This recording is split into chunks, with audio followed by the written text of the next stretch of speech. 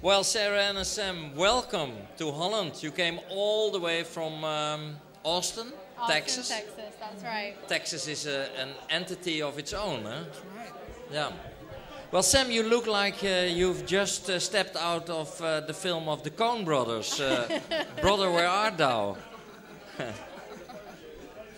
Is this that you wanted to copy, or is beard wearing in that sense very common in Texas? It's just been part of me forever. I love beards. What can I say? Certain mystique. Well, maybe that attracted you to the subject of your film, Sam Mockbee. Sam Mockbee, we know in Holland, he was he started the Rural Studio, which is the wonderful studio where students from the university started to work on projects for the poorer families in and around Alabama, in Auburn, the city of Auburn, or the village of Auburn, I should say.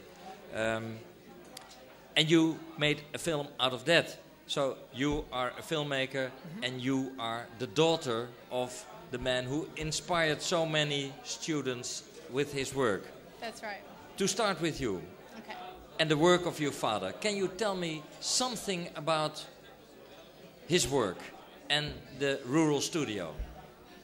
Well, he came up with that idea back in the early 90s when he was really struggling as a private practitioner, as an architect in Mississippi, where he had certain ideals and standards, and it was very progressive. And Mississippi is a very conservative place. It didn't really fit in. And he didn't want to sell out, basically, which meant that his practice wasn't terribly lucrative. And he had a family of 6 to support. So practicality came into play. And he thought, you know what? Why isn't the practice that I want more mainstream? Why does it have to be so radical? And he thought it's because the students aren't learning radical. They're learning conventional. So he started the Rural Studio with the idea that if we can start at the beginning where students are learning what the highest aspirations of architecture can be, then maybe we can make a real difference. And that's an investment that's going to take 20, 30, 40 years. He recognized that. So he started the Rural Studio, in Hale County, Alabama, which is actually 3 hours west of Auburn. It's right on the Mississippi-Alabama line. And students left the university and they lived in this very poor community, and they got to know their client and they became responsible to their client, and they designed and built buildings for those clients. So he inspired them to build for themselves, so it's a two-way thing. Of course, it's for the students to learn. That's right. But it's a commitment to the very poor community as well. Later on, he developed his work in Hale County, which is one of the poorest parts of America, where people still live in maybe outdoors, hardly any houses. Corrugated. No indoor plumbing, roofs that are completely inadequate, rain falling in the houses, no heating, no insulation, no electricity. Yeah, it's legitimately poverty. Third world conditions. And he thought, why is it just because these people are disadvantaged in so many ways, why shouldn't they be afforded the same opportunities as wealthier people? They should get the same rights, which is a roof over their head and a home to live in that they can be proud of. Yeah, and out of this grew a wonderful amount of projects of houses, schools, children playground, a firehouse, farmers market, churches, gathering places, bridges.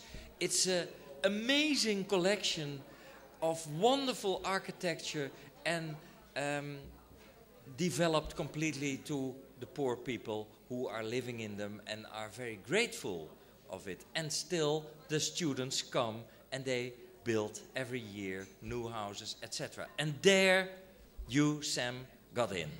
Because you saw this project years ago and you thought this could make a wonderful film. Was it about that? How it worked? Yes, I experienced the Rural Studio maybe after the first or second year they were building projects. I had known Sambo growing up and was just always taken with his outlook on life, his philosophy, his passion, his creativity. And when I went and visited Alabama and just drove out to the middle of nowhere and met these people who were descended from sharecroppers and really had very little,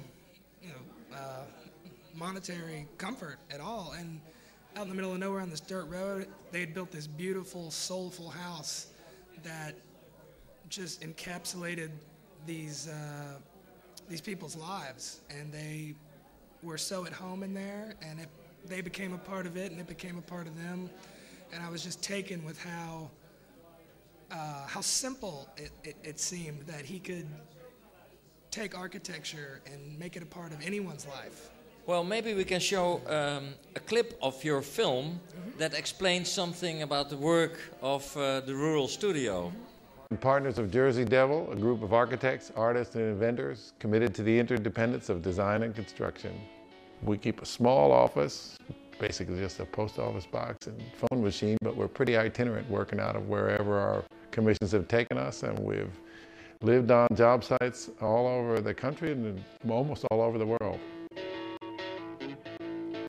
Really, architecture it's best if it's in the service of the public rather than building houses for private clients. And in order to do this, we had to change our whole practice around, and Jersey Devil has become more focused on public art. And then all of us have gone into education, and we all do design build education. We teach the next generation of architects how to build, and we can focus on projects that wouldn't happen if we didn't do them. And these projects that we do are in neighborhoods that kind of sorely need a little energy. But what you see here is the woodwork, for example, the natural material, and what he is doing with that natural material. It's not straightforward or modern architecture. It has a special taste to it. Right. Did that attract you as well as a filmmaker, that you said, well, here's something I can tell? Definitely. Here's this guy and these young students who, given certain conditions, come up with amazing creative solutions. They have very limited resources, small amount of money. They use what they can find. They salvage things. They recycle things. People donate things, and they find a solution to use all of them to make the right structure for the person that they're working for.